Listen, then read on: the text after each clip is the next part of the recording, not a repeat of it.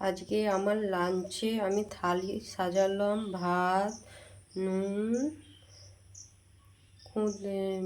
চিচিঙা, আলু পোস্ত, ডিমের ভুজিয়া, একটা আধঘনা পেঁয়াজ, কাঁচা লঙ্কা দিলাম, তার সাথে কুঁদরি আলু চচ্চড়ি, মাছ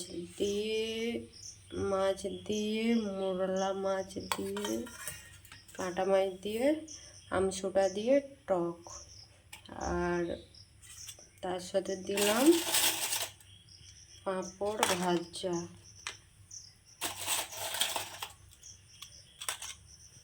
পাঁপড় ভাজা আর তার সাথে রইল আম। ভালো লাগলে আপনারা লাইক করে দিবেন।